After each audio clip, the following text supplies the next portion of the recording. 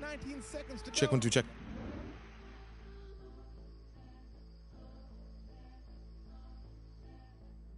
Give me a 10, 9, 8, 7, 6.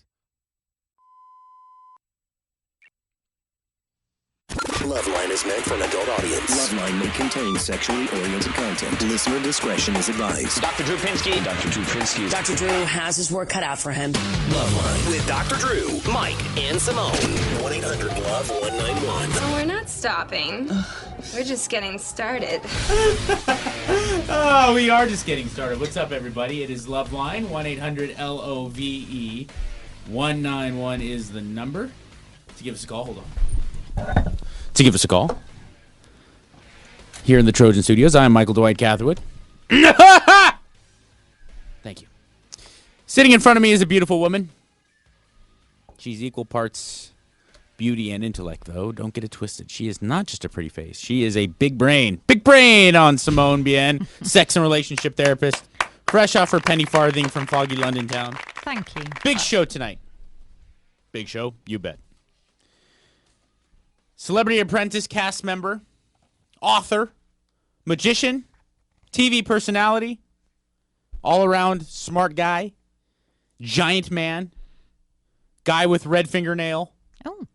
Yes, we'll have to talk to him about his red fingernail. Mm-hmm. He is Penn Jillette, our guest tonight. I'm so excited. Really fascinating guy, and I've been lucky enough to be involved in interviews with him for many years now. He's an old friend of the Kevin and Bean show, the show that I grew up on, and he is endlessly fascinating and never phones it in. He always brings his A game because he is fiercely smart. So he's joining us tonight, which means it is guaranteed to be a great show. Plus, our open forum this evening. This is something I think we all have an opinion on because we've all had to deal with it. I knew it was over when, fill in the blank. And it was over when he started farting in front of me. When she stopped shaving her legs. When she stopped shaving her legs. When she stopped putting on makeup when we'd go out. Little things like that. Mm-hmm. You knew it was over when. That is the open forum, which happens in the next hour, at the top of the next hour.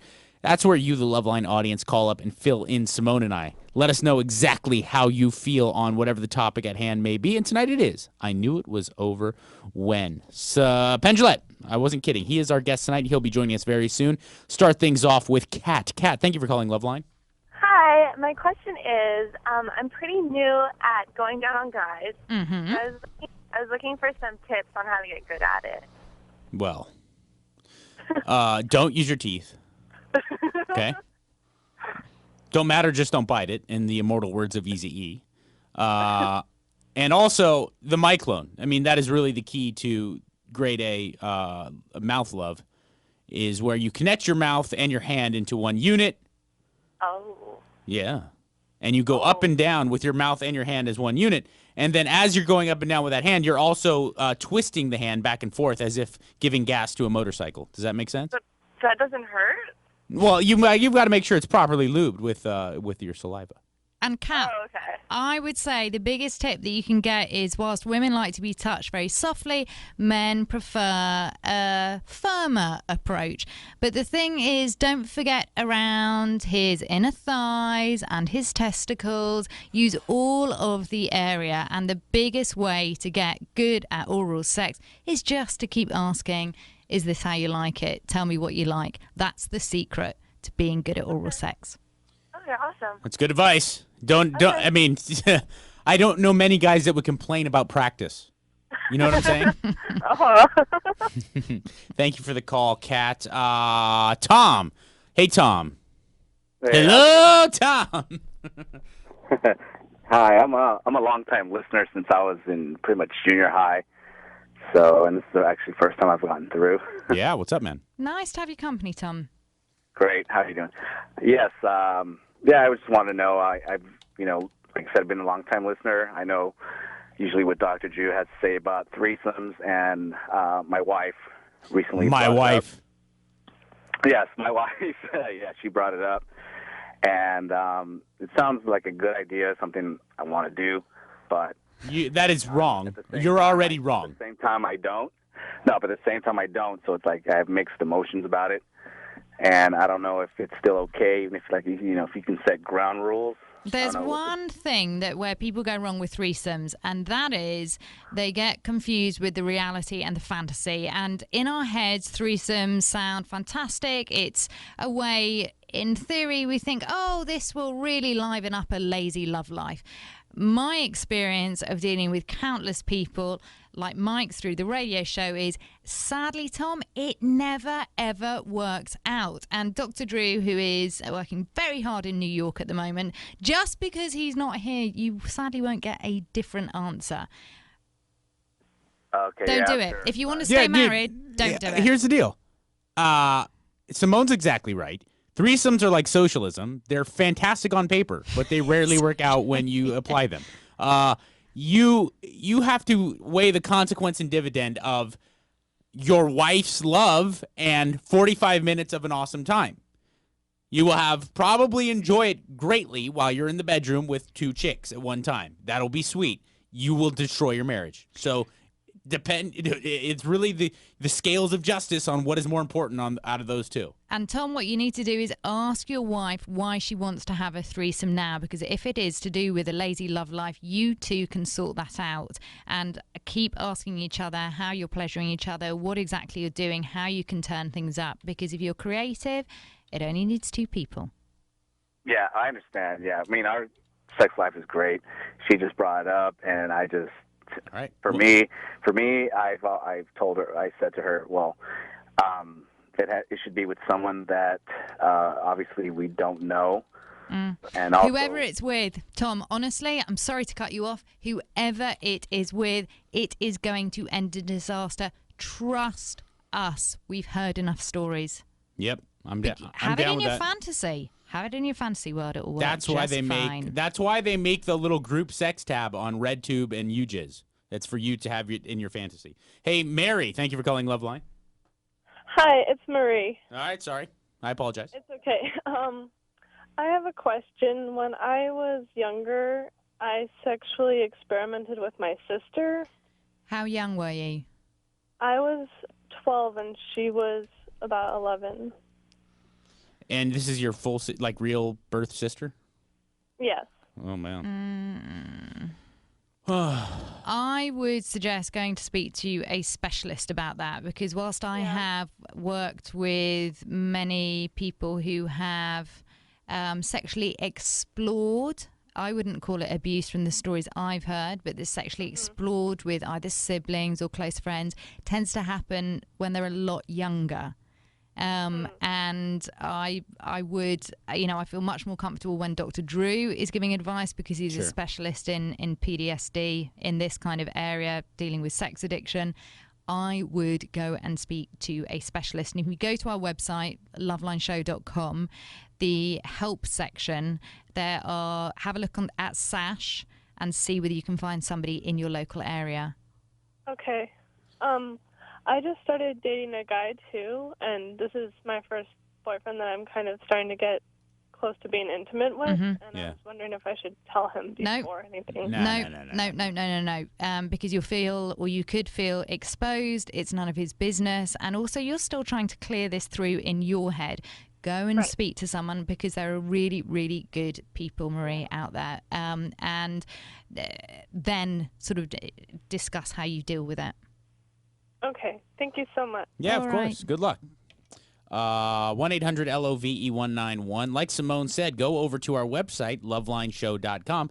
Not only is there great information there, resources and whatnot, there's also a live video stream. You can watch the show, and you want to tune in now because Penn Jillette just walked in the door. He'll be joining us soon. Mark, what's up, buddy? Hey, how's it going, man? Hey, now. Dr. Drew, you are awesome. Yes, I am. Thank you. I'm very muscular and handsome. All right. Hey, my question is, I frequently give my girlfriend breast massages, and I was wondering if that could have any negative effects on her. How hard are you doing it? I'm doing it not very hard, actually. You're fine. I do it for long periods. Sometimes. Does she like it? Does she like it? Yeah. You're good. Oh, really? Excellent. Yeah. All right. Just be a nice man. Those are delicate areas. Hey, Grace, thank you for calling LoveLine. Don't do it when she's on a Hello. time of the month either. They're more sensitive, right? Oh. Yeah. Okay. Hello. Yeah. Grace, Sorry, we were my just darling. Yeah, it's hard to get rid of a booby discussion, but we prolonged it. I apologize. Oh, it's okay. So I have daydreams about my friends having sex, and they're not even like dating. They're just like my friends just like sitting next to me, and I'll just daydream about them having sex really quick. Like with you? Whoa. Great, slow down. When you say you have daydreams of your friends having sex, daydreams of your friends having sex with each other or them having sex with you? Oh, with each other. Oh, okay. Do you have an active sex life yourself? Yes, I do. Okay. And do you feel comfortable with your sexuality? Yes, I do. It's kind of weird because I'm actually not turned on when I think about them. I just think it's really funny. Okay. Then I would just say enjoy your fantasies. I don't think there's anything wrong with daydreaming. And if they involve sex, that's fine. If it isn't preoccupying you and all your thoughts, then it sounds perfectly healthy. And I was going to say the only thing, if you would have answered in the negative about whether you felt comfortable with your sexuality, I would have said this is clearly one way that you are expressing your sexual self, which is through your friends, which also in that situation could be healthy. Enjoy it. That's what I'd say.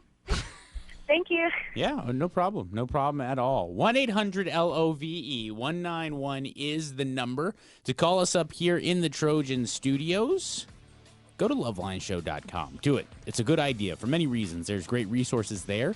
The Get Help link, which Simone and Dr. Drew have put together personally. And also a live video stream of this show right now that you're listening to. LoveLineShow.com, the official website. Penn Jillette, an all-around, very smart, very respectable young man. He is a member of the Celebrity Apprentice this season, Sunday nights, 9 o'clock over there on NBC. He is also an incredible author, magician, performer. He is an all-around super dude, like I said, and he will be joining us straight ahead on LoveLine. More LoveLine on the way.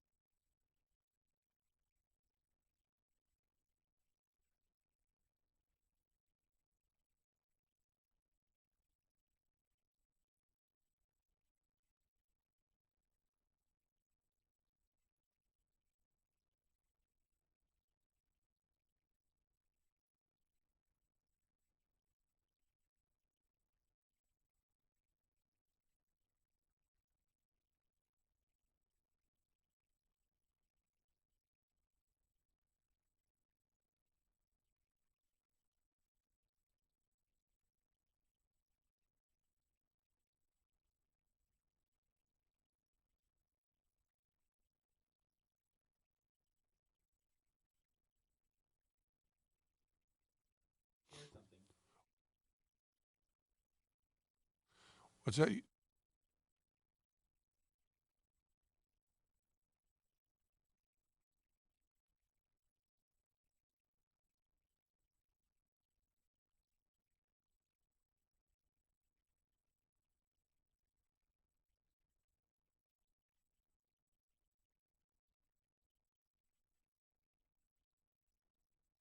Hey, check. Check 1 2 check. Check 1 2 check 1 2. Weird, man. It works just fine. I know you.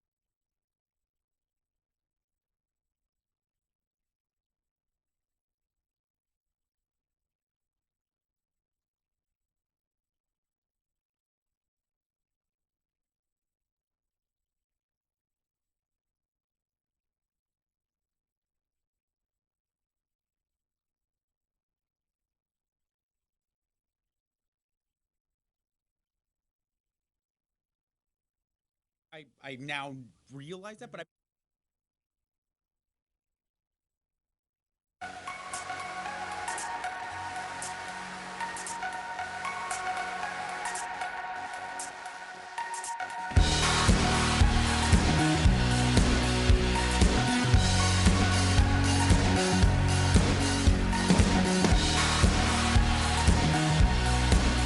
One 800-LOVE-191 is the number to call us up here in the Trojan Studios. Simone Bienne, sex and relationship therapist, is here for you. I am your host, Mr. Michael D. Catherwood, and we are joined by our guest, a man I respect very much, a great performer who is a cast member on the current season of The Celebrity Apprentice, NBC Sunday nights. I'm talking about Penn Jillette. I suppose I am. Penn, right at the break, we were discussing how you and I share something on Dancing with the Stars, and I was going to unveil it. I was excited because this is LoveLine. It's going to be something sexual, I suppose. No, well, I don't know. But you and I, from what I understand from the executive producers, are the only two cast members of Dancing with the Stars to have something that we've said blurted out or, edited out on the West Coast feed. Oh, really? There's been nip slips and there's been unfortunate ass crack and stuff like that that's been removed from the West Coast feed. Didn't know anything I said got taken out. What did I say? I don't know. I think a reference to your large feet and what that represents in your pants. Oh, was it? I did a dick joke? Doesn't sound like me, but okay, I'll believe you. And I have no reason to consider you a liar yet. According to again, I don't know this to be that true. TV producers would be liars. That is so. We immediately look at that with some skepticism. How long did it take you to work out TV producers are potential liars? I believe I knew that before I met one. I believe that's just known. I don't even know if potential is a word you need in there. Yeah, I was being kind. You're trying to be kind. I would say I'm trying to get a career. I would say more weaselly than kind. Right. is a word I would choose there. Weaselly. Okay, I'll go with you. Do you ever have a like an openly contentious relationship with anybody that you work with in TV? Because you are kind of an intimidatingly smart guy. No, there are people who have a chip on their shoulder because of my atheism, or expect me to have a chip on my shoulder, I suppose. But I get along very, very well with Christians when all is said and done. And I actually I don't tend to be loud and aggressive unless I'm really being paid to do that. I tend to be, the joke they have with Penn and Teller is that Teller never talks on stage and never stops off stage, and that Penn does not talk off stage. Right. If you came in when the Penn and Teller show was being put in, when we were loading into Broadway or one of those big load-ins, you would see Teller on stage directing the whole crew, moving everything around, talking to everybody, and me hiding over in the corner reading the newspaper. I'm always hiding over in the corner reading the newspaper or reading something. That was the hardest part of doing Celebrity Apprentice, is not being allowed to read. Really? Which nobody else was bothered by at all. And I rest my case, ladies and gentlemen. I rest my case. The only other people on the show, and this is the first season that I've really made it a point to watch this Celebrity Apprentice. Because I don't think you should stop that. I don't think you need to make it a point. I think it happens to flow over you. No, it's fantastic this season. It's only been two shows in. I've loved it, but I started watching because of Adam, who's on with you, and we obviously love Adam around here. Well, he helped make this show go, and Lisa Lampanelli, who's a close friend of the show. So I said I'm on board. She's lovely. And Adam let us know a couple weeks ago when he was here on this show about, he said, how you make it a point to let everybody know that you're not a big TV fan. Well, as a consumer. He says make it a point. Adam, he carries on. Yes. Wait, you're telling me Adam Carolla likes to carry on? He might be a bit long-winded? And he is in the van, in the little container of pain, and he's carrying around along about how his large television in his room only gets certain station of ESPN, doesn't have proper cable. And he's done and he'll tell you this too, he's done about 20 minutes in the van just about this. And then he says to me, "Does your TV work?" And I said, "I haven't tried it." And this is like week 3. Hey. I said, "I haven't turned it on." And he goes crazy over, "What do you mean you haven't turned your TV on? What do you do when you get back to the room?" I said, "I do some reading, I do some writing, and I go to sleep." End of story. And he calls that making a point that I don't watch TV. Because it is truly asinine to hear those words in the head of Adam Carolla. Yeah, it's an insane thing. And, he would ask me, it would be nutty. He would tell me, you really read? Like, when you get back, you read? And I go, it's not supernatural. And did he say, was it porn? Do you read in porn? Yeah, what are you reading? You're reading youporn.com, and I'm a big fan of that. I do very much. I had a rule. I was on the road with Teller for years and years and years, and I found that people who were on the road like I was, and it often meant Teller and I in the early days sharing a room at the Motel 6, and one of us would have sex and would walk around the parking lot. Right. That's what we did, And I found that people that I talked to that spent a lot of time on the road watched an inordinate amount of TV. They would finish their shows, then go back and watch TV till 4 a.m. because they have to unwind, then sleep, then travel, then do their show, then watch TV. And I just decided, kind of like, I've never had a sip of alcohol or any drug in my life, never a puff of marijuana, anything. For the same reason, I just kind of thought there'll be too much time that'll go away. So my rule is that I was not allowed, myself, my personal rule, to watch TV unless I was watching a complete movie that was planned ahead of time and I had someone with me. Now, when you promise yourself you will not watch TV, that means if you're too tired to read, you go to bed early. It also means you sleep with more people. You really do. Because you say it's after the show and you go, I'd kind of like to be alone, but I can't watch TV, so I might as well, go home with her. And so I would have more sex, I would read more, and I would go to bed earlier. And by earlier, I mean 2:30, 3 in the morning instead of 4 or 5. And I just found that very, very useful, and I fell into the habit. And if you don't watch TV, really put in the time. If you don't put in 2 hours a day watching TV and you put it on, someone else is watching it, it becomes nonsense. You cannot understand situation comedies. There is a practice that's involved in caring about people that you don't care about. Right. So once you kind of stop watching TV, and there's a lack of intimacy. On radio, there is this intimacy that someone is talking to you. And you can think about that. But on television, and this is just all personal. This isn't, general. It's not the way Adam should live. But I always feel like I'm outside of it, and it always seems more passive. Well, as someone who's a creator of television, you know that to be true. I work in radio, but I've also worked in television. You're exactly right. There's 4 or 5 people that get to check what goes on the camera before you get it there. Yeah, there's no in sort of radio, thing. there's tremendous intimacy. And I love working on TV. I love doing it. And I never have watched myself on TV. Right. I'm not watching Celebrity Apprentice. I find that when I watch myself or listen to myself, I just get caught up on things that I think may not matter to other people. What I really think is that my image in my head of who I am is different than the image of who I am.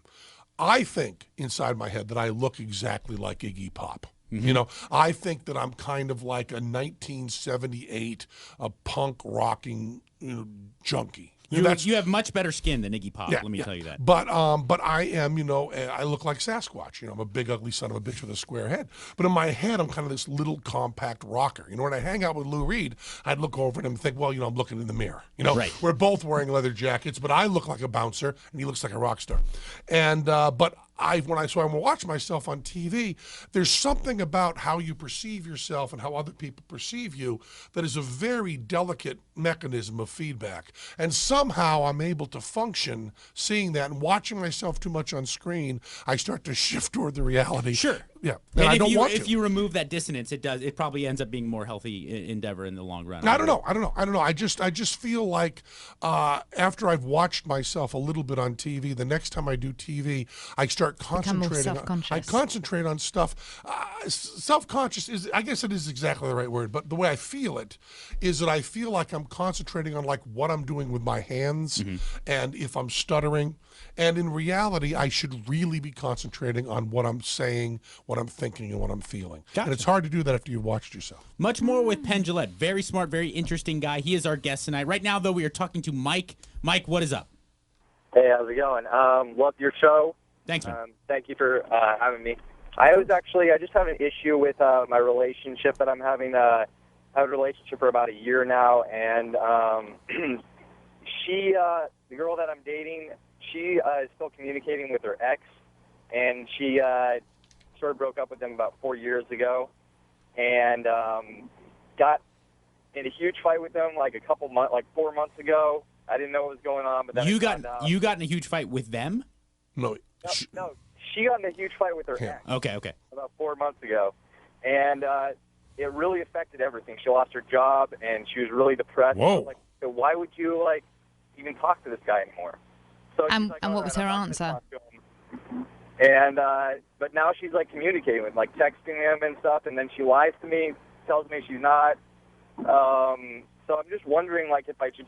She said, no, we got it. We got it. Hold on one sec, because Simone is a relationship expert. I mean, I'm really interested to hear what Penn says, but I will tell you that if you want this relationship to work, she has to close off this exit. She cannot be working on 2 relationships instead of 1. And the fact that she is still half in this relationship with her ex, the fact that there is still drama concerning it, means that she's not fully over it. And that's... No, it's like you're going out with half of her instead of the whole of her. So you do need to sit down, talk, get serious, because this is affecting you as well, Mike. And now you are being pulled into this drama triangle. There should be 2 of you in a relationship, not 3. Tell her to close off the exit. Yeah, that's what I'm trying. But she says that it doesn't mean anything. It's just joking back and forth. She doesn't. Well, it does mean something. It does, and you have to stand. You have to stand firm, because you need to create the boundaries now before you move forward, and not get pulled in and sucked into the drama. Mr. Jillette, what do you think? Oh, I don't know. I have almost zero tolerance for drama of any sort of. I don't like heart-to-heart talks. I'm from New England. My mother's view was that I could hug her when I had been gone for a month, but then not every day after that. You know what I mean? There's, in our family, really sorts of big affection things really meant something. So I'm still bothered by overly affectionate people who I don't know really well. I mean, I wanted to hug my mother on her deathbed. Really meant something. And we're very, very close. And the same thing with drama and relationships. Deciding to get married to my wife was a 15-minute discussion. That was it. Deciding to have children was a 20-minute discussion. Is that because you know yourself so well? Because just getting to know you over the last few minutes, it's also because you sound my wife is very also self-assured. My wife is a grown-up. Right. Yeah. And you were a grown-up when you got married. You weren't a kid. Oh, very much. Yeah. I was 50. Yeah. Too old to get married, really. God, you don't look 50. No, I'm not 50. I'm 57. And my wife was. Wow, I need to grow a beard. My wife was 40, I think, when we got married. But our job at that point was to have children to raise them. But I mean, there was no monkeying around. There was no dealing or promising and the whole idea of setting boundaries. You have to find the perfect person. Right. Settling is the wrong way of thinking. So your advice to Mike would be walk. Yeah, there you go, Mike. I mean, unless you want to be in a triangle, in which case, dig it. She's clearly making it so that these boundaries are blurred. So, take this up with her, or it is time for you to leave the situation. 1-800-LOVE-191 is the number. A happily married man who has never touched an illegal drug or alcohol. A lot to talk to him about that is appropriate to LoveLine. I'm talking about Penn Jillette. And invented a masturbation device that has a patent. That is true. We have to take up the female masturbation device. You know by that? The way. No. I mean, an actual U.S. patent. This is no jive, no joke. I have a patent on masturbation. More with Penn Jillette next on LoveLine.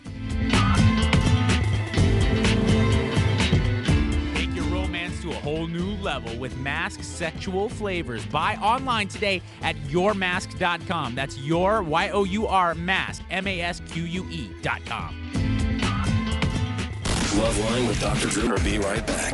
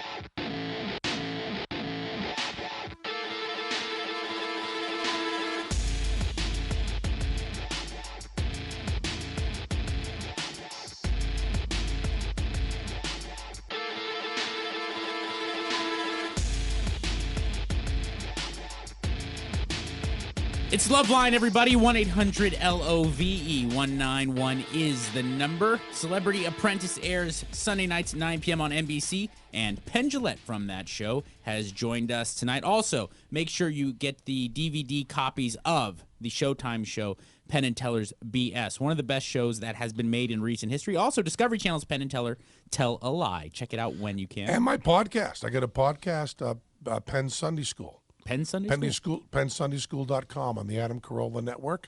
And every Sunday, I mostly talk about, I try to keep it to monkeys, God, and the Supreme Court. No, that's what I think. I can see the connection. Yeah. Let me ask you, since you brought up religion, you've always been an outspoken atheist. Yeah, hardcore, yeah. And I took a lot of heat the other day because I've been open on this show about the fact that I am a believer in the idea of God and stuff, but I also respected very much like the words of Christopher Hitchens and Dawkins and guys like you and Bill Maher. Very good friends of mine. And I get a lot of heat because I say, just because I will go to church occasionally and I believe in the idea of God doesn't mean that I don't respect the ideas of people who are atheists or agnostics. Are you the same way in that? Let's say your wife, who by all accounts is the perfect woman for you, what if she was a believer in God? Would you still be able to overlook that? Our relationship, I do not believe in anything ethereal of love that's outside of human information. And my wife picked me up after our show by saying, it's funny you should mention this, but saying that she had been watching the first cuts of our TV show with Richard Dawkins and Christopher Hitchens. She had been sitting with them, and at that point I hadn't met Dawkins, and she name dropped Dawkins, and she is going crazy. She is a harder core atheist than I am. She's a harder core libertarian than I am, and she's a harder core free speech person than I am. So everybody will always ask me, how did you find a woman that would put up with these strong opinions? And I always go, well, I'm the one who has to put up with her strong opinions. She's the one that's going to our children's school and saying, no, away in the manger, no joy to the world. You don't mention any of that. And she'll actually have arguments about Frosty the Snowman. If there's some religious significance in that, she's careful. So she's hardcore. I always wonder with atheists, and this is a joke, and it's not even mine, but what do they shout out when they orgasm? Surprisingly enough, we talk to the person we're having sex with. I know that's impossible for a person so you don't go, oh God, it's like, oh, Penn, that's better. You reference the person you're actually having sex with, not some fairy tale person you've never met? That is incredibly perverse. To actually have sex with the person you're with. Penn Jillette is our guest tonight. A lot more with him. There's plenty to talk about, but right now we're talking to Crystal. Crystal, what is up? Thank you for calling. Turn the radio off because I'm getting a lot of static.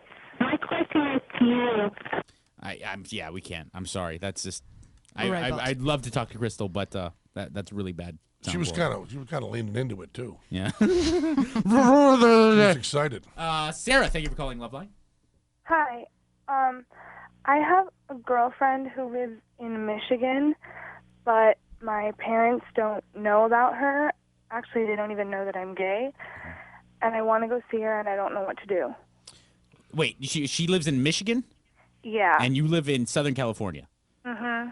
All right, that's a rough one. You're 17 years old. I don't know how you're going to pull that off. How did you meet your girlfriend? Well, she used to live here, but I see. Can't you have in theory, non-sexual girlfriend in Michigan that you can go visit? Is that out of line? I don't think my parents would let me go. But I mean, certainly telling them that it's a sexual relationship does not increase your chances of being able to go. Right.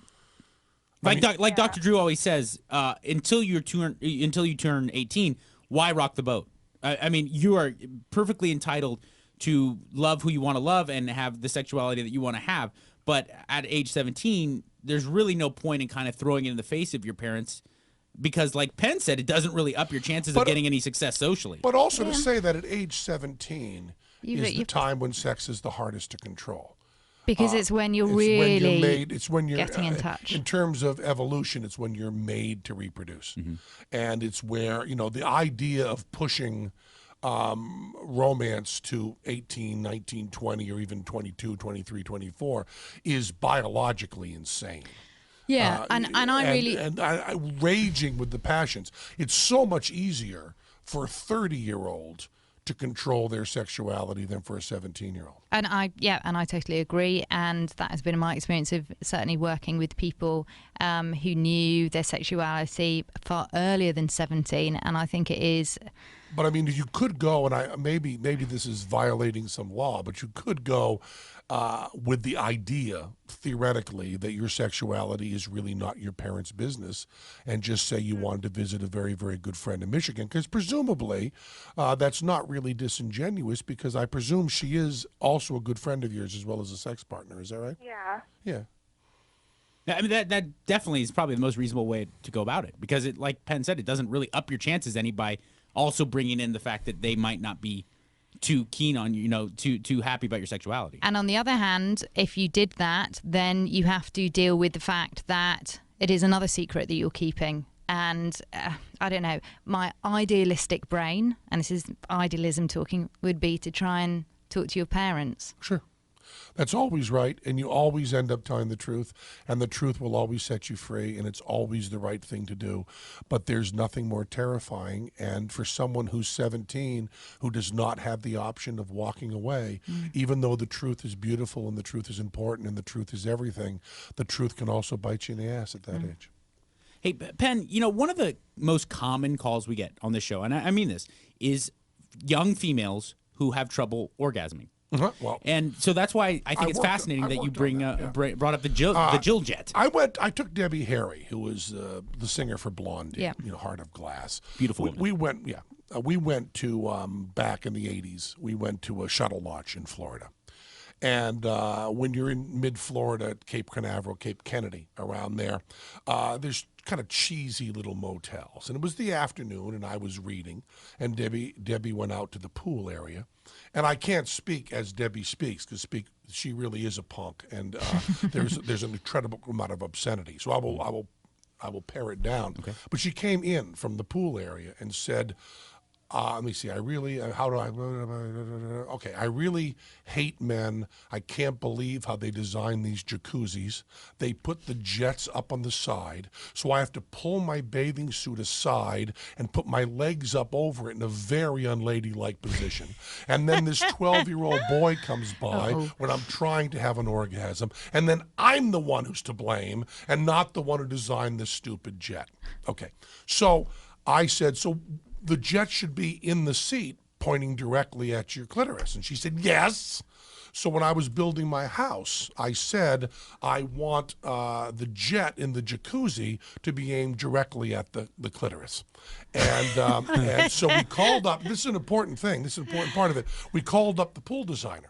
And I was there with my architect, and I said, we'd like the jet to shoot right at the woman's clitoris when she's sitting in the seat. And the pool designer said, so about halfway back straight up? And I said, no, we were actually thinking toward the front in about 45-degree angle. Now, I'm still thinking that guy's wife is going to send me chocolates and flowers or something. So we put it this little indentation. Then we also did another little work, and we kind of recessed the seat so that if someone who is 5'7" is sitting on the Jillette, and somebody 6'7" has their feet on either side of it, it turns out that the person who's 6'7's genitals are right at the mouth level of the person who's sitting in the on the Jillette. That was a little extra thing. Like a smart man. And it goes out really fast. Right on the clitoris. And many women first sit on it and go, you should really have a control on here so I can turn it down. And I go, no, you just tip your ass in the seat, and it works out really well. Now, the first woman that checked it out, we got the whole jacuzzi set. We brought her in. She sat on it, and it was about 11 seconds. Just boom! I mean, unbelievable speed and really wonderful, and outdoors in the desert night. So a friend of mine who is very famous and invents computers, he came out with his wife. Now, some people are very comfortable orgasming in front of someone they're not having sex with, and some people aren't. Turns out he and his wife were fine with that. And she would sit on the jet and just go, pow! And he would say, you should patent this. And I said, I can't patent just putting a jet in a different place. And he said, you certainly can. And I called a patent lawyer, And I said, I have a female masturbation device called the ClitJet. And they said, no, you can't do that. But you can do Jilljet, Jilljet. And it's just a patent on where you place. It's just a patent. I have the patent on where the clitoris is. I have the patent on that. And it works wonderfully. And sometimes you'll have, and you understand this too, you sometimes have women who are uncomfortable orgasming in front of someone they're not having sex with, but they'll say, let me just sit on it for whoa, and they slide right off it right away. It works. Boom. I was going to say it works like a charm, but of course charms don't work. So it works like the Jilljet. And I have a patent. Simone, as a female sex therapist, yeah, I mean, he's really, I think that's absolutely fantastic. What a contribution to mankind. It is, and it's very practical as well, because we do talk about the power of water, and you sit really comfortably. Yeah, it's fabulous. You have both hands free. You know, with a water jet, like a water pick, you have to control that here. But here you do it all by adjusting your hips like regular sex, and you have both hands to manipulate whatever you want, manipulate your breasts, manipulate someone else. It's fabulous. And what I like about it, Penn, is the fact that I'm thinking of a variety of my clients who aren't sexually confident at all and who haven't orgasmed before, but something like this is very comfortable water, where we started off nice and soothing, and it can give them a lot of sexual confidence. It is. It's good. More with our guest Penn Jillette, plus the open forum's coming up very quickly. The topic for tonight: I knew it was over when. I knew it was over when. That is the open forum topic for tonight. Plus, more with our guest Penn Jillette straight ahead on LoveLine. Somebody do something. Call a doctor. LoveLine is coming back. All I care about is the sex.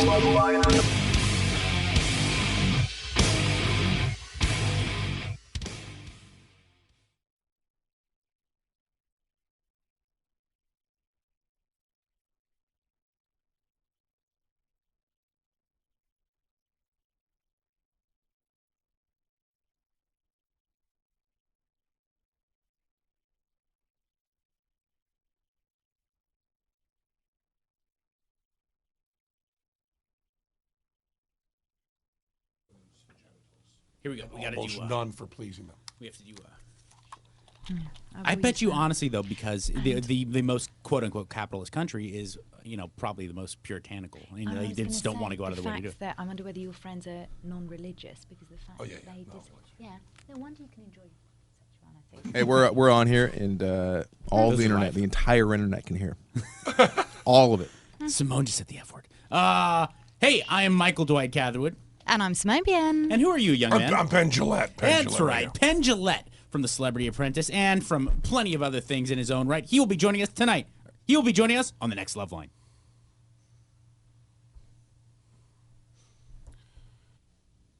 Drew's back. Okay. Are you sure? He's not back on Drew. Sunday. No Drew. Yeah, no Drew on Sunday. What is our... It is Strangest Place. Okay. Hey, Simone. Yeah. Give me a yeah, Mike. Hey, Simone. Yeah, Mike. Next LoveLine. Go It's on. going to be a party. We're going to talk about on the open forum the strangest place people have had sex. I cannot wait to hear where you've had sex, young man. Definitely the butt. It's been the butt. Oh, Simone. Yep. I'm going to blow your mind. That's all in the next LoveLine. On the world famous K-Rock.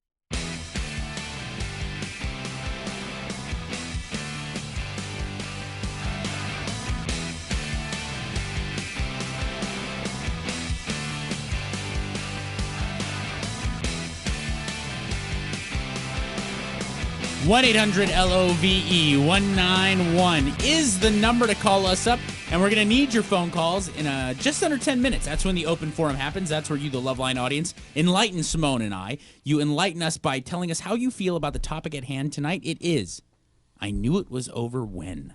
Fill in the blank. It's a very good one. Our guest tonight, Penn Jillette of Penn and Teller. Penn, one of the major kind of topics that we touch here on LoveLine is not only relationships and love, but also addiction. And I'm a guy who does not touch drugs and alcohol, but for a far different reason than you. I am too much in love with drugs and alcohol and was forced to stop. My feeling about it was that people with my kind of personality would have trouble with it. So I'm in certain kinds of 21st century jargon. You might just call me an addict who had never tried that. But I'm not good at moderation. I'm rather what obsessive. led you? What gave you that kind of wherewithal? Well, no one knows. You never. Humans are such a mystery. But my mom and dad never had a drink of alcohol in their life. And when I see these things that say, talk to your children about drugs, my parents never did. It was never mentioned. It wasn't part of their life. There was no alcohol at home. They never said, don't do it. But New Year's Eve was ice cream and, listening to music.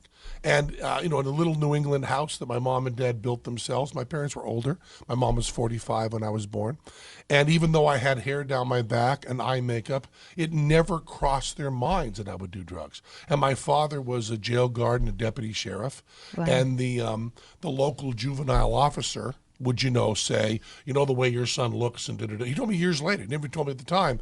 And my dad would just say, no, our family doesn't do that. Complete and utter trust, never questioning me, never checking anything. And I think that might be part of it. I also think that, atheism and not being a drug addict and all of that, all of those qualities come from a stupid amount of unconditional love from parents. My dad didn't get the memo that dads are supposed to be conditional love and mom's unconditional. It was just constant and flowing and always there. Oh, how lovely to hear. Now, do you think that had something to do with the fact that they were older when they had you? Oh, no doubt about it. No doubt about it. And I always wanted to be older when I was a parent. I mean, I'm even worse than my parents. I was 50 when my daughter was born. My mom was 45 when I was born. So my mom and I were together for half her life. She died at 90 when I was 45. And, it's sad that I don't have my mom, my mom and dad didn't meet their grandchildren.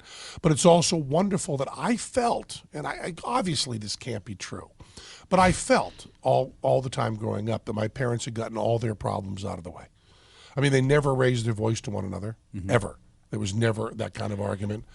They were always soft-spoken, always ridiculously polite, and probably to people looking from the outside, and this is one of the pet peeves of mine, rather cold. And I think cold is a beautiful, wonderful thing, cold and polite. And then when you hug, it means something. I don't think I ever hugged my mom without crying. It was never this casual, I've just come back in with some milk, let's give a hug. It was, during times of stress and times of great love and everything else. And, my mother would say, because, I'd have a lot of girlfriends, and they'd, come home, and my mom would say, tell your California girlfriend not to hug me when she comes in. She doesn't really know me. Right. And she seems like she's being a little bit too friendly with me. She can just say, hello, Mrs. Jillette, and a smile is so much better than grabbing me and hugging me. And, you tell people from California that, and they are appalled. Sure. But in New England, and I think also possibly in the British culture somewhat. Yeah. I mean, I've talked to Stephen Fry about this. Ah, lovely Stephen Fry. He's one of my big heroes and a very good friend. And he will talk about how that's kind of with him too. And I think we tend to, in especially people brought up in 70s and 80s America, just seem that everything is supposed to be that. And that I see so many hugs that don't mean love. Yeah. And in my family, I saw so much love that didn't need a hug. 1-800-LOVE-191. No, fascinating stuff with our guest, Penn Jillette. But I can't stop hugging my children. I don't keep the New England thing with them. I'm hugging them all the time. I don't know. So maybe California flowed over. It rubbed off on you even by osmosis to Nevada. Sure. Yeah. Hey, Jeff, thank you for calling LoveLine. Thank you. I have a relationship I've been going through for about 3 years now, about 2.5 actually, and her parents just don't agree, and I don't know what to do about it anymore. Do you have any idea why they don't agree? Don't agree that you should be going out? I'm sorry? They don't agree that you should be in a relationship. Yeah, they don't agree with the relationship. They don't even want me friends with her. I know that, they're part of the church community. I come from a divorced family. Oh, yeah. They know, for example, that I smoked weed, so that's going around the community. Oh, dear. Yeah, just gossip, really. And again, those are reasonable, but they're not the most reasonable. And so... You know how Shakespeare's version of this story ends, right? Yeah, well, actually, not good. But I know, of course, Romeo and Juliet. Yeah, I know those are, that's what I referred to, Romeo and Juliet, and like I basically say, nothing that the parents ever, kind of disapproved of ever kind of worked. So why are you doing this? And I give them, psychological reasons, sociological reasons, philosophical reasons. But you are adults. How old is she? You're 24. She's 21. Well, so this decision is yours. And I mean, as much as we love and respect our parents, and must love and respect them and never give up on that, you also need to, your first rule is to yourself.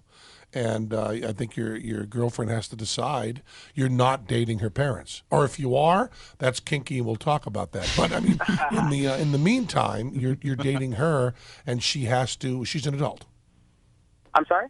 She's an adult, but let's talk to the expert. No, I completely agree with you, and I think it's time can often be a good healer, but if they have their rules and ideas of who they want their daughter to be with, and you clearly don't fit into that, then it can be difficult to change people's opinion. And it's exactly what Penn's talking about. I think one of the biggest things that we learn, which often doesn't come until late 20s, early 30s, and some people never reach that, is being able to separate from our parents, to be able to love and respect our parents, but actually, exactly, Penn, as you were saying, give that first preference to yourself. And that is, for me, being fully grown up.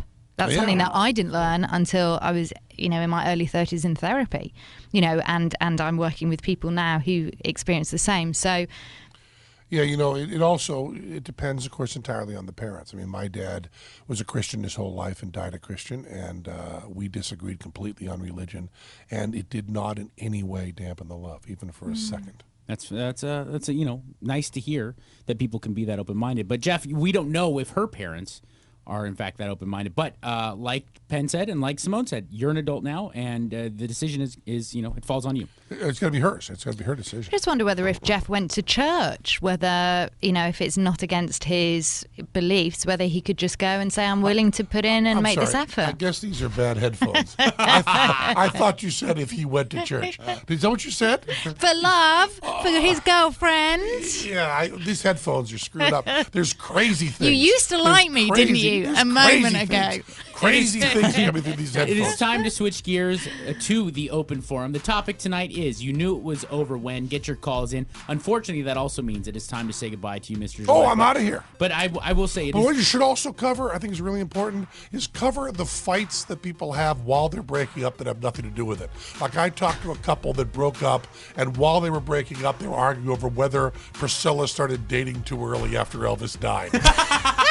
And another couple who argued about whether it was a possum or a raccoon they'd killed in the road with their car. So that's what you want to talk about when you're not really talking about what we're talking about. The meaningless Goodbye. arguments. Thank Hey, no, everybody please check out Penn on Sunday nights on The Celebrity Apprentice. Also, his podcast, Sunday Schools with Penn Sunday School. On the Ace Broadcasting Network. Sundayschool.com. And Discovery Channel's Penn and Teller's Tell a Lie. And you can check them out at the Rio. Yeah, Penn and Teller. In Las Vegas. As always. 1-800-LOVE-191 Penn. Honestly, it was a real honor having you on. Thank you. Open door policy. Wonderful. Let's hit up the open forum. You knew it was over when. The topic tonight. Get your phone calls in. Enlighten us. 1-800-LOVE-191. Let's do it.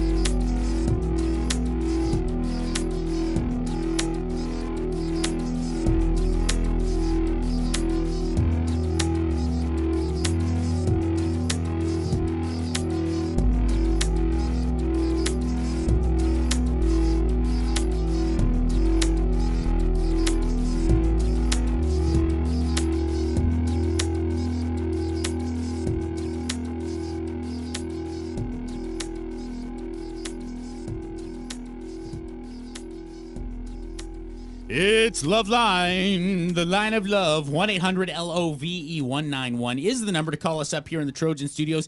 It is time for the open forum. Simone is slurping things. It is time for the open forum. Tonight's topic is, you knew it was over when. So fill in that blank for us. Daniel, thank you so much for calling LoveLine. What do you think?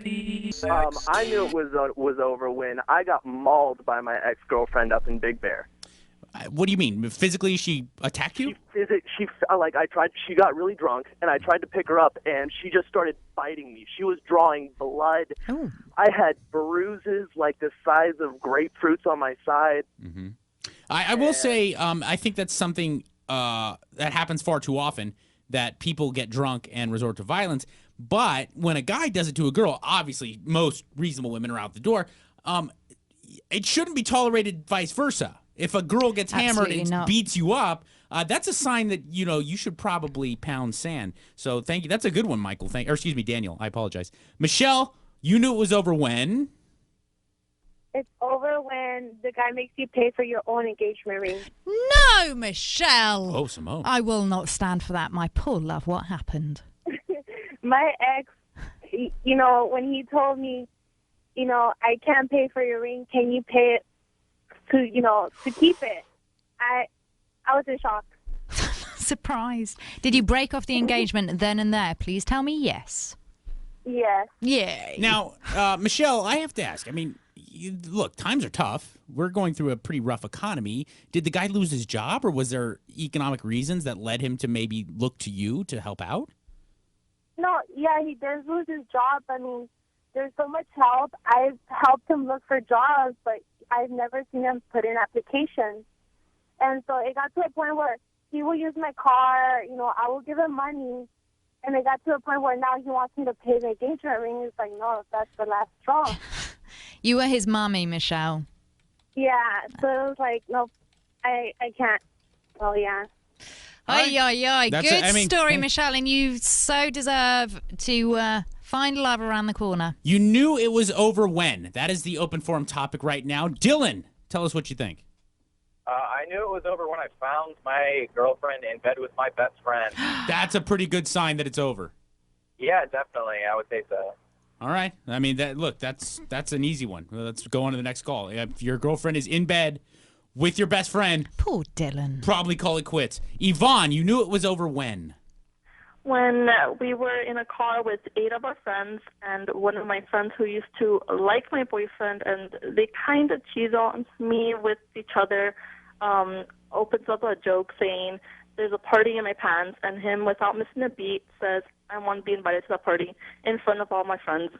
And I wanted to cry, and I wanted to jump out the car because I was really drunk. So I had to put it together.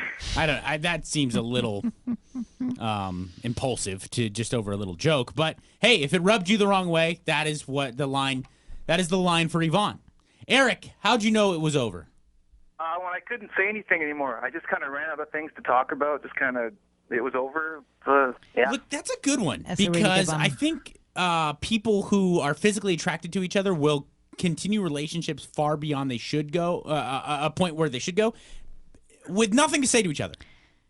This was more of lust, actually, this whole relationship that I had with this girl. So when I just got through saying people who are really physically attracted to each other, that didn't cover it? No. Okay.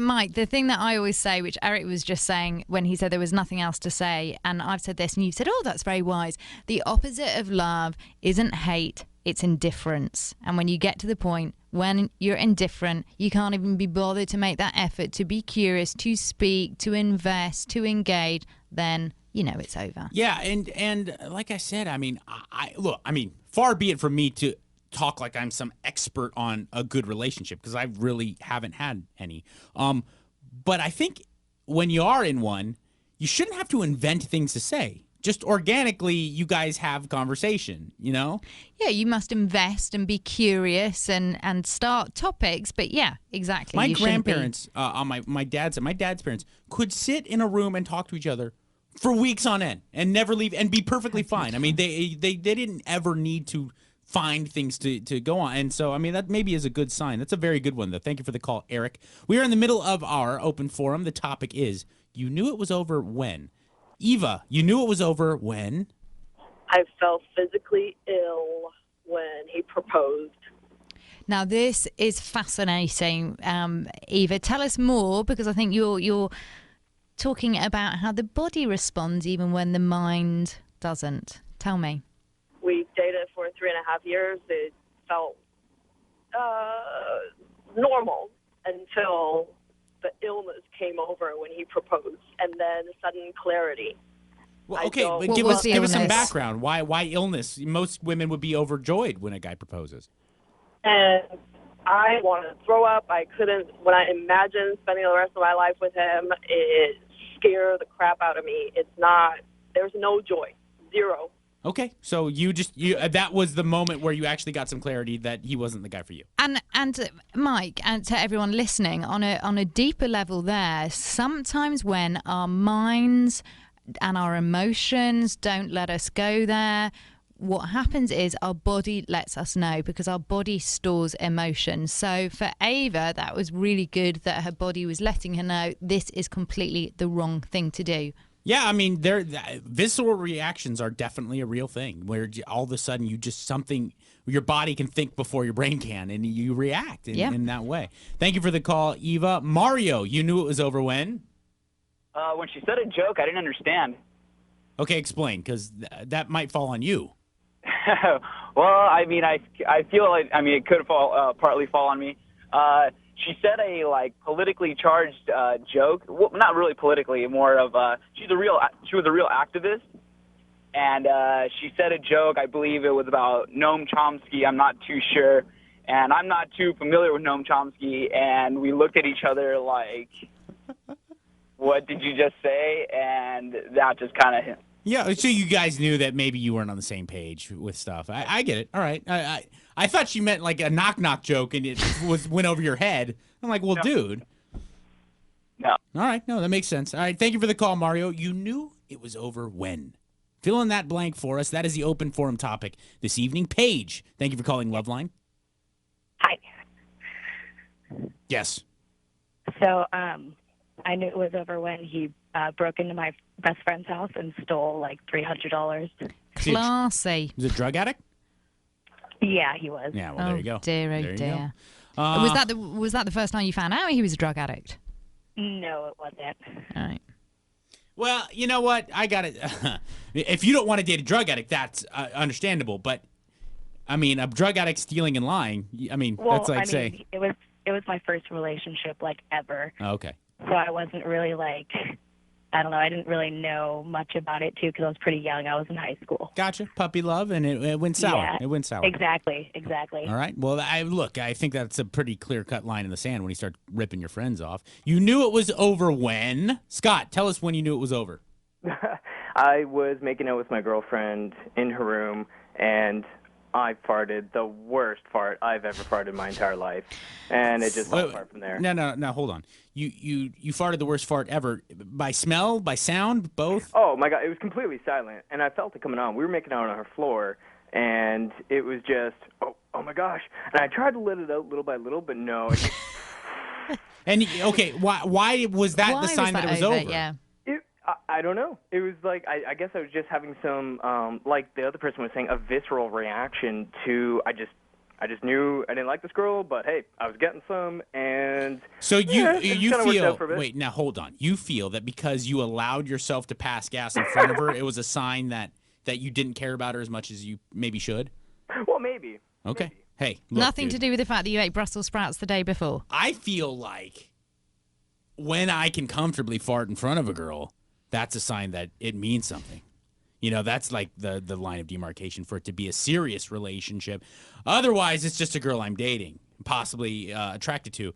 But then when I break out the boots, I can see the title of your self-help book now. I knew she meant something when I started farting. There it is. 1-800-LOVE-191. We don't want to know when you knew it meant something. We want to know when you knew it was over. That is the open forum topic for this evening. 1-800-LOVE-191. Get your calls in. I know all of you have a say on this one. You knew it was over when. That is the open forum topic. Let's do it. More with you guys next.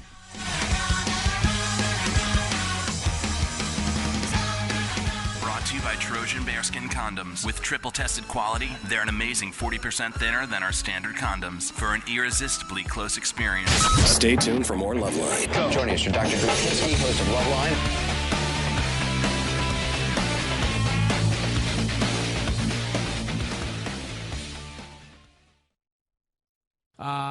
Andrew, what's up? Hey, how you guys doing tonight? I'm doing great. Good. All right, so me and my girlfriend always hang out in front of my house, and within this past week, we've seen 3 UFOs, and we just saw one right now within the past hour. And we don't know like who to call, what to do, anything like that. Well, certainly the first person to call would be LoveLine. a relationship and Yeah. sex advice show.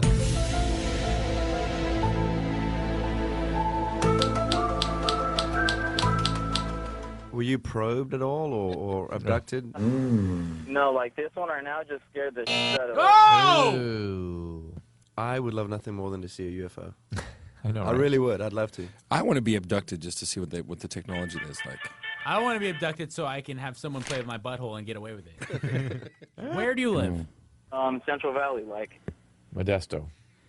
Yeah, There's Visalia around there. Okay, there's a good chance that that is a military plane that you just don't know about, that the public doesn't know about. Right. Maybe it is UFO. I'm not sitting here pointing fingers at you, brother. What I do know is Dr. Drew and I and Seether, certainly not the guys that can help you out at all.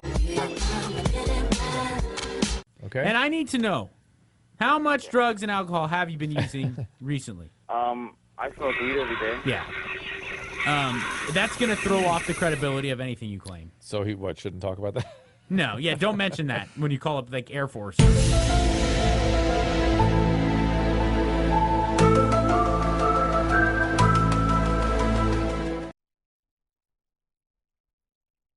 Dr. Drew. Yep. On your CW show just yesterday, Life Changers, 3:30 everywhere on CW. Great show. I was watching it yesterday. We were talking about Massive Mocha. We took a left turn for this one episode. And it was essentially about squishing. Yes? Squashing. Squashing, okay? Highest rated show we've ever had. Valerie is calling regarding that. So I've been dating this guy for years and years already, and over the last year, he has put on some weight. And my favorite position is missionary, where like I'm on the bottom, right? But it's gotten to the point where sometimes it's kind of like if he's squishing me. And when I do bring this up, however, he gets really sensitive, and then like the intimacy level, it just goes. It's like becoming difficult for me to be in my favorite position with him. And, We got that part. What can we help you with, honey? Well, I'm just trying to figure out a way that I can have him, like still be that way with me.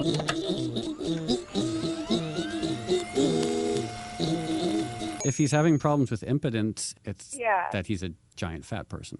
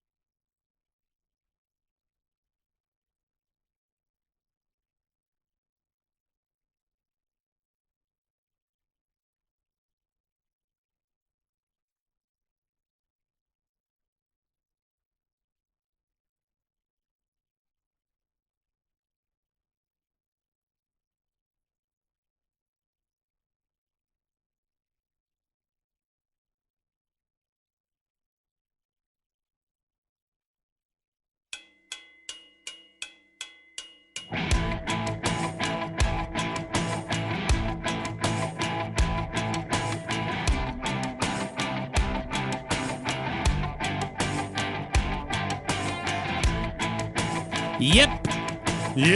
It's LoveLine. 1-800-LOVE-191 is the number to call us here in the Trojan Studios. And right now is the time to do it because we are smack dab in the middle of our open forum. That's where you, the LoveLine audience, Fill us in on how you feel on the topic at hand. Tonight it is You Knew It Was Over When. You can also head on over to Facebook.com/LoveLine, our Facebook page. Marina Mesa, your friend and mine, close friend of the show. She says, I knew it was over when he picked playing Dungeons and Dragons over seeing me. I feel like a lot of games, especially video games nowadays, because video games are so awesome now, they can maybe replace a girlfriend. Well, apparently, according to your story, Mike, I'm bringing about the behind the studio stuff into the studio. Mm-hmm. You clearly could have had a date with Jenny McCarthy if you weren't at the Playboy Mansion. No, it was playing video games. It was not that I could have had a date with her. She wanted to let me know that I'm a loser for choosing video games over socializing at the Playboy Mansion. Okay. She was not in any way saying I'm available to you. She's saying you, sir, need to recognize that you're a complete tool because you play. And you know what? She might be right. You knew it was over when... ... Fill us in. Let us know how you feel on that topic. And you knew it was over when... When the guy I was living with left me because I got pregnant. Oh, Anne. You got pregnant with his baby? Yeah, definitely with his baby. Yeah. Yeah, that's bad news. And okay, and he just bounced? What? He bounced when he found out you were pregnant? Yes, he did. Well, he claimed that his parents would disown him because he was so religious, and then he asked me to have an abortion. And I said no. Yeah, he's religious. He's so religious that he can't have a kid, but he's not religious enough to have premarital sex and abortions. Good point. I bet you he was probably like hitting the bong too and drink until he pukes. Yeah, he was definitely had two different personalities. Yeah, that guy sucks. You're better off for it. So whatever. If you don't mind me asking, what happened with the baby? I actually lost the baby. I ended up having a miscarriage. But at least I know now what type of guy he was. So I'm glad that I was only with him for about a year. Yeah. And compared to my whole life, and seeing what would happen. Yeah, no, you're right. Very wise women, Anne. I'm sorry to hear about your pregnancy, though. That's terrible. Thank you. You knew it was over when? That is the open forum topic for this evening. Taylor, you knew it was over when? I would put my girlfriend on speaker and mute and would do other things during our... I do that with my mom. I do that with my mom all the time. Yeah, that's a bad sign, Taylor. Yeah. But at least you had the wherewithal to know that, that's a bad sign. Smart. Yeah. All right. Yep. Yep. Well, obviously Taylor doesn't have much of conversation skills, so I probably better off for her than put her on mute. 1-800-LOVE-191. Go to lovelineshow.com to see the live video stream. Simone Bienne's takeaway is coming up very soon, but right now we're in the open forum. You knew it was over when? Melody, you knew it was over when? When I started obsessing about my weight. I actually found every excuse to get out of the house, which included going to the grocery store to buy quote-unquote healthy food, or going to the gym, or basically I just set all my focus on my weight instead of him. Now, why was that a reflection on the relationship being negative? I mean, maybe that was something internal. Because it kept me out of the house, and it was an excuse to get out of the house. It made me feel better to lose weight, but it was also anytime he would annoy me or I'd be upset with him, I'd be like, okay, I got to go to the gym. So Melody, for me, the proof is in the pudding, if you excuse the pun, as you're talking about weight and obsessing about it. When you ended the relationship, then did your obsession dissipate and lessen? Actually, right after, and that's when I realized I was finding things to do that he wouldn't purposely be interested in. Right, you were finding your exit points. Yeah, and so pretty much within a couple of weeks after I left him, I stopped going to the gym. I started hanging out with my friends more and stopped doing everything I was doing before. And I realized the main reason I was going to the gym and focusing so much on my weight was because it distracted me from the relationship. That's very interesting. And now, how is your appetite for healthy young men? Much better. Good. Good There to it hear, is. Melody. That's very nice to hear. You knew it was over when? The open forum topic for this evening. Justin, you knew it was over when? When she bit me while I was sleeping. Is she a vampire? Big Twilight fan? No, she was mad at me, like she was pissed at me. And while I was sleeping, she bit a chunk out of me, and then she stole my car. Yeah. And then I went and I told her it was over, and she slit her wrists in front of me. Oh, my God. Yeah, she was it kind of all unraveled all at once there. So. All right. Well, listen, you're probably better off without her. That sounds like a heavy burden to carry, being in a relationship with that broad. Yeah, some of them are crazy, eh? Is she okay now? You know what? I've kind of tried to avoid her. All right, fair enough. She had a stalking thing before, too, so. Oh, happy days. You picked a real gem there, Justin. Thank you. 1-800-LOVE-191 is the number. The open forum topic, which we are doing right now, by the way. The open forum going on right now, so get your calls in. You knew it was over when? Nancy, you knew it was over when? When I spent 2 hours in a Hallmark store trying to find a Valentine that didn't promise that I would love him forever. Oh. Uh-oh. How long had you been together? 6 months. Isn't it funny how just in certain situations, Nancy and Mike, that we can become aware of our feelings when they're bubbling under, and suddenly that eureka moment, that light bulb moment. It is strange, but look, I think that was part of the intrigue of doing this topic, was that sometimes, incredibly over-the-top, powerful moments will bring you to clarity, like your girlfriend biting you in your sleep. But also, sometimes it's simple things, very subtle things like a Valentine's Day card, which just brings everything into bright perspective. So there you go. Nancy, thank you for the call. That's a good one. It's very illuminating. You knew it was over when? Nick, tell me. Well, my high school sweetheart and I, who dated for a couple of years through high school until I was 20, I knew it was over when I looked in the mirror one day and realized I was addicted to Oxycontin, and I said, I cannot do this. And I'm 27 now and have been sober since April 10th, 2005, the day after my mom died. Oh. Big time. I'm sorry to hear about your mom, but Oxy's no joke, and if you can get off it long term, I applaud you. That's what I'm saying, and I'm actually surprised I was the first one that said something like this, because there's a lot of people out here like that, so. Yeah. Well, I mean, look, like I said, that doesn't fall into the subtle category. That's one of the major ones that brings you to a point of clarity. Brittany, thank you for calling LoveLine. You knew it was over when? My fiance broke up with me on a text message because I changed my Facebook profile picture. OMG. Wait a second. You guys were engaged to be married, and he broke up. There were a whole thing. You had a wedding date, the whole deal? Ring, wedding date, the whole deal? Yes. And he broke up with you over text? So tell us about this picture. How offensive was it? Well, she was blowing another guy, so I mean, that was it. That's why I thought he had a problem. I was just with my best friend, and we were on a boat, and I changed it. It's usually me and him, and I changed it to me and my best friend, and he freaked out and broke up with me.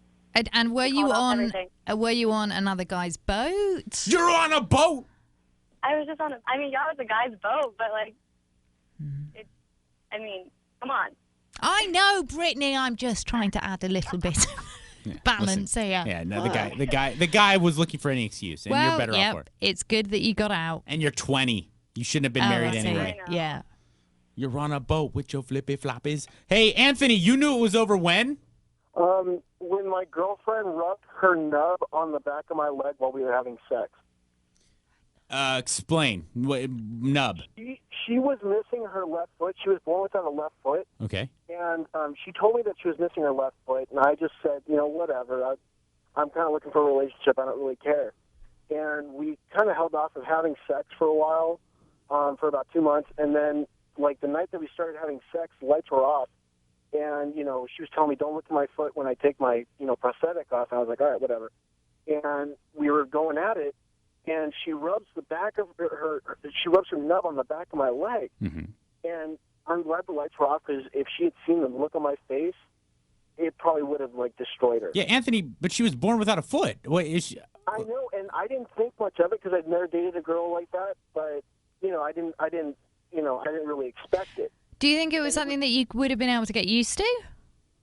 I don't know, and that's why I broke up with her, because I didn't think I would be able to get used to it. And we finished up, and it was like a Saturday night. And on Monday, and this is kind of screwed up with me, but on Monday I called her and asked her to meet me at an In-N-Out, and broke up with her at In-N-Out. Well, listen, at least the fact that you can admit that it was kind of messed up, it shows. I know that it was really messed up. I mean, I don't consider myself a shallow guy. I mean, I knew that she was missing her left foot, and I didn't think much of it. But after that, I was like, I don't think I can do this. Well, I like the fact that you actually had the balls to give her a call, ask to meet up, and then explain it face to face, because I think that is the decent thing to do. But now, hopefully, you're older and wiser. Older and wiser. The follies of our youth are only painful if we don't learn from them. Joe, you knew it was over when? When my ex-wife drove up in her sports car in the driveway after we had agreed not to buy one. So for financial reasons? Yeah, for financial reasons. Yeah, and she was then currently your wife? Yes. No, now she's my ex-wife now. Yeah, but at the time she was your wife. Yeah, that you're right. That probably was a sign that was it's gotta hurt. If you guys have discussed. It led to a lot of tension, and all of a sudden she just said, "I want out," and she wasn't willing to work on the relationship. So I knew it. Yeah. Oh, Joe. Yeah, that's a tough one, but I think common financial problems leading to the end of a relationship. 1-800-LOVE-191. Thank you so much to everybody who called during the open forum. That was a very good one. I think the next one's going to be awesome too. Strangest place you've ever had sex. And we don't mean in the body. We mean location. Absolutely. Where is the strangest place you've ever had sex? That is the open forum for the next Love Line. Simone Bienne's takeaway is coming up very soon. And if you need to bring some more excitement back into your relationship, now's the time to listen, because Simone is going to tell you how to do it. There's a live video stream at lovelineshow.com. That is our official website, plus a very cool, very thriving, very nice Facebook community on our Facebook page, Facebook.com/Loveline. 1-800-LOVE-191 is the number to call us up, just like our friend Marina Mesa on Facebook. The person we're going to talk to next feels like video games might have been the death knell of her relationship. Let's find out more about that straight ahead on Loveline.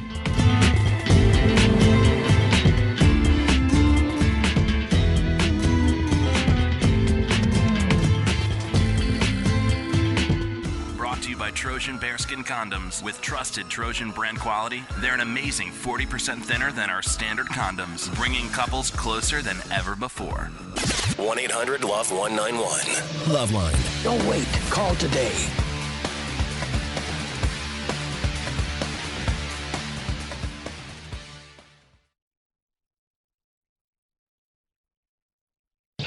Loveline.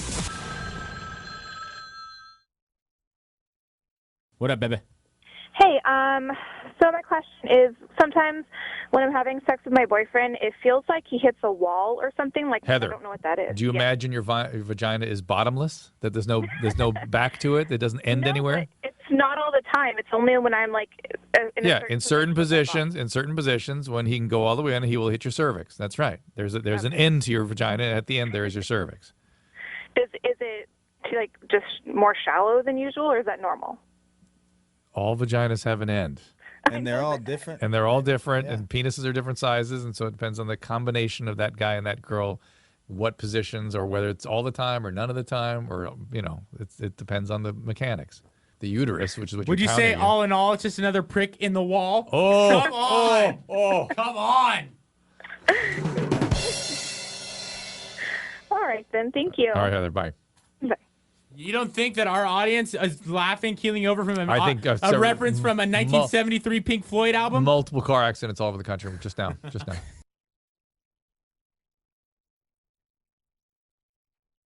Loveline.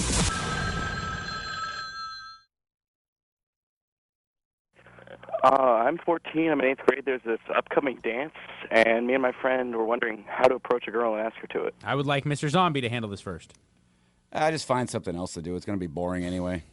That's my advice. That's not bad advice. Eighth grade dance, forget about it. 8th grade dance might blow, and you will probably dance far away from her if you do dance with her with your boner hidden. But he wants to know how to ask. What does he look like, and what does she look like, and what's happening here? Yeah, Thomas, hold on. There's a lot of that going on these days. Even guys with this age group, there's a whole formal thing going on. What does she look like? What does she look like? Relatively short. Is she Hispanic, Asian, white? White. Okay. Come up with a creative way to ask her out. Yeah, all right, let's see here. She's a right girl, short. Short doesn't tell us anything. Yeah, I don't know. I was thinking like maybe she's a Hispanic chick. You get like a kick-ass burrito, and you put like in sour cream, like want to go to the dance, or maybe like slip it into a fortune cookie. Or my something? my friend in high school did the most awesome thing, and I went to San Marino High School, so of course the girl was Chinese, and so he got a fortune cookie made, and she opened it and said, "Do you want to go to the dance with me?" That's a great idea. And it rocked her world. There you go. Yeah, but I'm not now. I can't think of anything because that short white girl. It's like, what do you do? Just do the same thing. Make a fortune cookie. Yeah, what the hell? Do it. It's not going to work anyway, so who cares? We don't want to lie to you.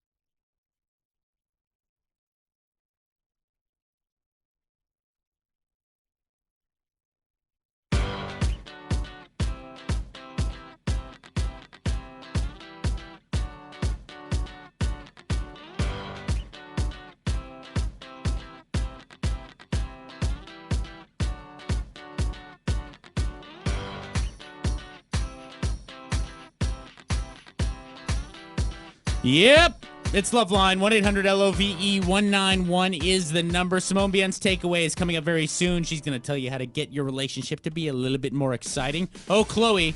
Chloe, talk to us. What's going on? Hello. Chloe was the dancer. What's up? How are you guys? Oh, you know. Good, Chloe. So, I was wondering, I just got a bad relationship in which I was unhappy, and I see my friends that are close to me in bad relationships that they're not happy in, and I just don't understand why people stay in relationships in which they're not totally and utterly happy and healthy and Simone has made a business out of it, and I will tell you that there's a myriad of reasons why. Some people don't. Some people feel like they don't deserve to be in a good relationship. Other people don't know that they're in a bad relationship until it's too late. Some people are more in lust than they are in love, and they put up with a lot because, I mean, there's a Simone. There's a ton of reasons. And I was pretty much about to say behind all of that is our early programming, because we translate what we learn as young people, as small people, to our adult relationships until we know better. So your experience, Chloe, was what? Well, this was my first relationship, and I was with the guy for a year and a half. It was the first man who I ever let myself fall in love with. And after a while, we moved in together, which was a mistake. And that was like after 6 months, and got really depressed, dropped out of school, started playing video games like 8+ hours a day. We stopped talking. Gosh. And things just went downhill from there. There was nothing stimulating in the relationship, and it wasn't any fun anymore. Yeah. Well, at least you know, and that is a classic example of a relationship sort of, running its course, which at 20 years old, Chloe, is the natural order of things, I think. Right, yeah. It's just so hard seeing people choosing to be unhappy. Yeah, but you know what else is even harder, especially at age 20? Breaking up. You know, that's why people, a lot of times, I know in my own life, I've made that. I think we've all made that mistake at least once in our life, where you stay in a relationship far too long because it's just so hard to look someone else in the face and say, this isn't going to work out. I mean, and actually to deal with the pain of the breakup as well. Sure. But Chloe, you know, a wealth of men out there all ready to kiss Chloe's lips. She's lying. There's probably very few in the world. Very few. There are some very good men out there, Chloe. No, You sound yeah, very Simone's wise. again. Many fish in the sea, not to be too cliche. Hey, Aaron, thank you for calling LoveLine. Yes, hey, how's it going, guys? What up? Not much. Hey, I had a question. I've been married for going on like 7-8 years now, and grew up in with since high school, and I was just curious about, we have a great relationship and everything, and one of the problems that I have, though, is that when it comes to the sexual things, is she does not whatsoever wants to go oral sex. Now, has there been any trauma that she's experienced in her early life with regards to that? No, not that I know of. She hasn't said anything to me. I've asked her about it. I asked her why, and the only thing that she said is she just doesn't like the taste. It makes her want to gag when she, tastes, puts it in her mouth and tastes it. She just doesn't like that. Wait, hold on. Does she mean the finished product or just the penis itself? Just the penis itself. Now, Aaron, I'm going to tell you a fabulous product that you can use. It's called Mask. And if you go to our show's website, which is lovelineshow.com, you will see exactly how you can potentially remedy the situation if it is in itself to do with the taste. First off, what you can do with Mask is she puts it in her mouth. They have mango features. They have, all these strawberry features, all these wonderful, wonderful things. And it actually numbs the taste buds. Very healthy. It's a very elegant product as well. Give it to her. Give it a try. And then what I would do actually is have your first experience of oral sex, if she's up for it, in the shower. Because that can really help a woman feel very comfortable, get used to the smell. She can lather you up. She can use, pretty scented things, and give it a go. Because if it is just to do with taste, that is a surefire remedy for you to enjoy oral sex together. Okay, yeah, I'll give that a try. I know I've mentioned different things I've seen in different stores, different products and things like that, and it just seems like she just doesn't want to do that at all. Like, it's like, put the foot down, we're not doing that, kind of a thing. Well, honestly, give Mask a shot, but if that doesn't do it, that may be something that's just not on your sexual menu. And as long as the sex life is good in other areas, you gotta just write some things off, because some people are not going to be comfortable with everything, and vice versa. Say, like, if you go out of your way to be accommodating to her, but there's just other things that you're not comfortable with, she has to be respectful of that too.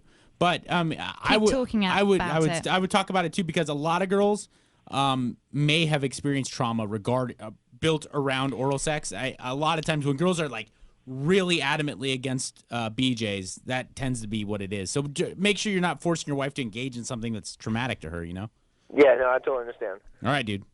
Thanks a lot. No problem. Good luck. It is now time for Simone Bienne to melt your brain with awesomeness. It is time for Simone Bienne's Takeaway. So when was the last time you asked your partner something about them that you didn't actually know? And the reason I ask this is because couples in long-term relationships, we can get very lazy. But to grow and thrive and stay exciting, we need to feed each other new information. So, guys, try my Mr. and Mrs. or Mr. and Mr. or Mrs. and Mrs. fun game. Write down 5 questions that you don't know about each other. Just silly ones like, what was the first album they bought? What was the school dinner that they loved or they hated? Who was their first pop star crush? And then just ask each other. The great thing about this game is you can play it anywhere, when you're driving, when you're making the kids some food. It's fun. It can be done anywhere, and it can really help to energize your relationship, because you're feeding each other all this fabulous new information, just like you did at the beginning. Smiling, reminiscing together will keep your love alive. And that's my takeaway for today. Just to answer your questions, it was Metallica's Master of Puppets, Chicken Nuggets, and Aaliyah was my first childhood. I love you. Thank you. I love you back, Simone. 1-800-LOVE 191 is the number. Give us a call if you feel like Simone Bienne can help you out with your sex and relationship maladies. Plus, go to lovelineshow.com. That is where the live video stream is going down. Straight ahead, we're going to talk to a young lady who is being judged by her peers because her and her boyfriend are engaging in something, I have to say, it's very old-fashioned. We'll find out what that is straight ahead on Loveline.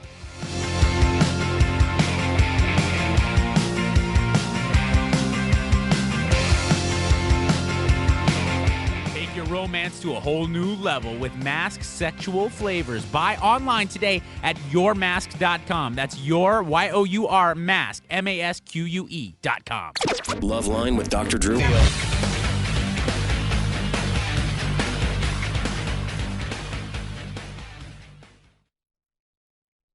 I've been with my girl for 2.5 years. You know, I love her. We're not, but whatever. Every time we have sex, after, I just feel like being alone and playing some video games. I mean, Xbox 360. After you do. That's pretty common. Except that's when girls, their biology makes them want to cuddle.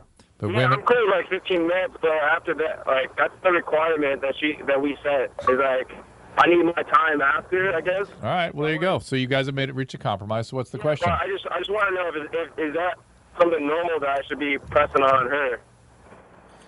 No, it's very normal for a guy to want to bounce after he blows loads, but but here's the deal. Here's what's abnormal. You're going to play World of Warcraft or whatever. You're 25, Ryan. You're 25. Hey, I'm talking about Black Ops. Oh, No, I totally know. different then. I'm way off. I was way off. Yeah. Ryan, I was completely Ryan, off. You need to learn to listen. What Dr. Drew's saying is, I doubt that I'm just thinking if my son's called if my son's called me with this stuff, I'd be pissed. Yeah. I'm like, what the hell? You need a job. Get a job. Or grab a beer and go for round 2. That's what a 25-year-old should be doing, by the way, is like waiting that 20 minutes for your gun to fill up again, and then it's time to drop some loot.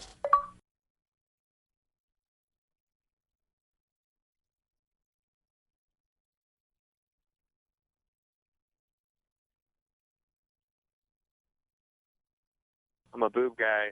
I love sex, but vaginas have just never done it for me. Turn me on. I can, go down on my girl, but I just didn't know if that was normal or not. The vagina is where you use your penis. It's not a place guys look to get turned on. Use your penis. Well, I mean, I got friends who love going down on girls and stuff like that, and I just I don't. Yeah, but that's because they like what it does for the girls. They don't like the vagina part. No, I have to disagree with that, Dr. Drew.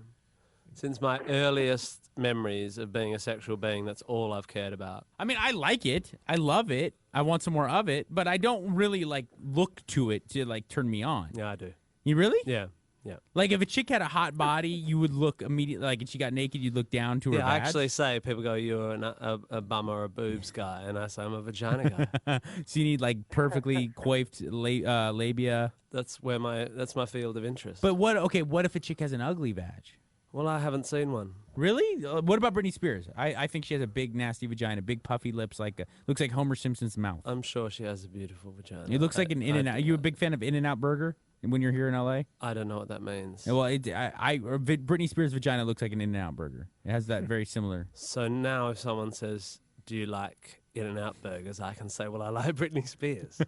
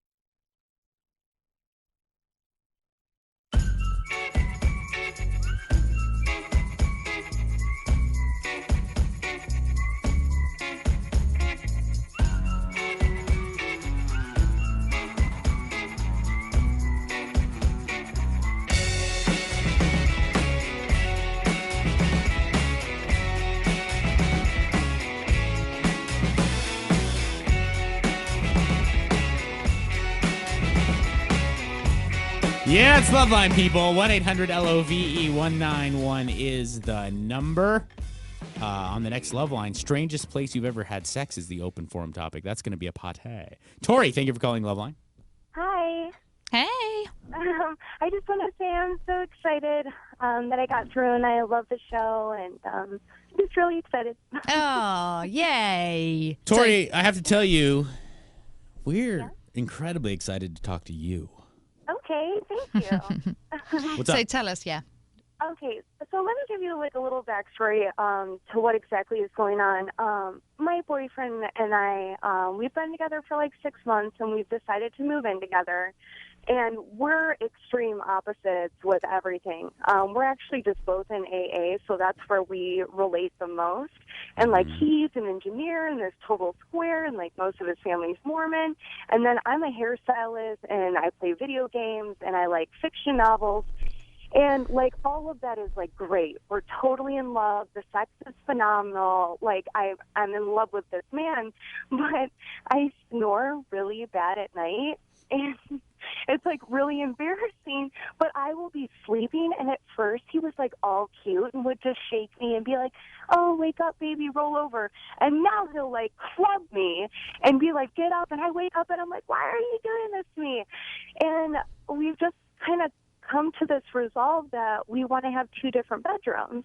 Well, listen, in Victorian times, the wives used to say their punishment of having a husband was having to share their room. I actually, which I think is quite funny, I actually have got to say every single couple co-creates their relationship. If it is going to impinge on your sleep, Mike and Penn and I were talking about this earlier, sleep deprivation can make you go crazy, and it can make you be pretty mean to each other in a relationship. So for me, it's much better that you have separate rooms. There's Helena Bonham Carter, who's a very famous actress, and Tim Burton. Married to Tim Burton. They have 2 separate houses. They've now managed to actually, since they've had children, sort of, bash a wall through and have a door between the 2 houses, but they have 2 houses and it works absolutely fine. So whatever suits you. And for me, I often will encourage couples to sleep in 2 separate rooms when they are at different ends of the clock, when one snores or anything like that, so resentment doesn't build up in the relationship. And then it's really cutesy because it's like, oh, do you want to come and, make out in my room and make love in my room? I think it would be perfectly wonderful. If I could afford 2 houses, 2 bedrooms, 2 anything, I would encourage it. Well, I like to meditate in the morning, and I drink my coffee, and I'm like this mega beast, don't talk to me. And it's like I can just grab what I need to grab and go in my room. And if I have a bad day, I can go in there, and he doesn't have to be my emotional receptacle. I don't want this man that's a dolphin that swims in my soul. I just want this guy that I can coexist with and still have my independence. All right, hey, listen. Sounds like you've sorted it. We all signed off on it. You have to dress like Ethel and Fred though, and Victorian times. Your own different bed. How do I bring this up to my mom though? Because none of your mom's business. Tori, you're 27. You don't bring it up to your mom. Listen, your mom will probably be saying, "Oh, give me some tips." Do you feel us? By the way, Tori, you're 27. You just don't bring it up to your mom, okay? Okay. All right, stop it. Scott, thank you for calling Loveline. Hey, how's it going, guys? Hey, now.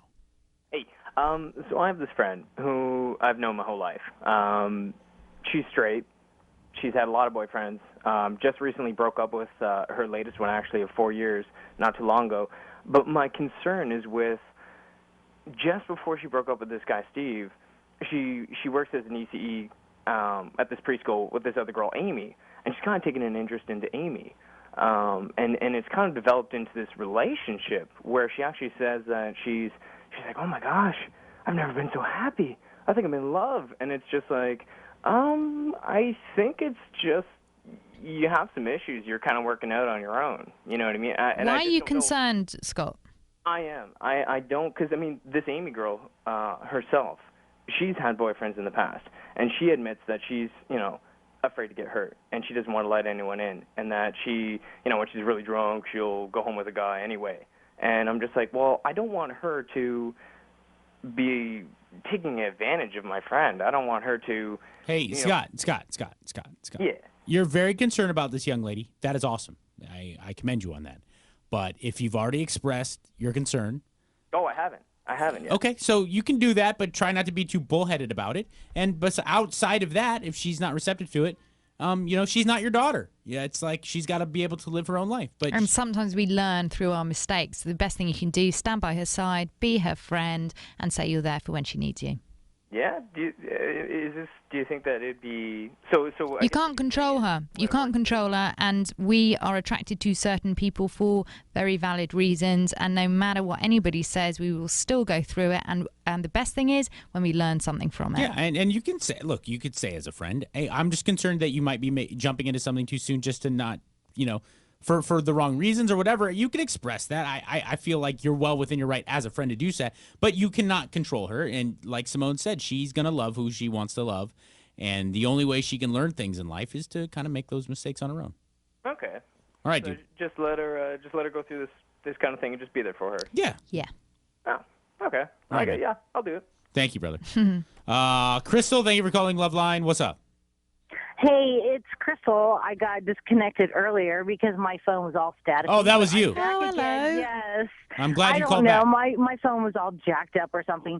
Anyways, I'm a long-time listener, first-time caller. Since I was 12, I've been listening to you guys. So Wowzy. Dr. Drew would be very, very sad that he's missed you. So I will say hello on his behalf and lovely to have you with us, By the Crystal. way, just so I'm not trying to out you, Crystal, but for those of you listeners who heard her say she's been listening since she was 12, she's 41 years old. It's not like she's a teenager, so that makes a big difference.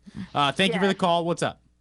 Okay, well, I was married for 12 and a half years to a Navy man, and I married my high school sweetheart after I got divorced. Okay. Our sex life was great, and we got married a year ago, January, okay? And things have kind of dwindled a little bit, and I've tried to do everything I possibly can to, spicing it up, blowjobs. Oh, can I say that on the radio? Well, oral sex is better.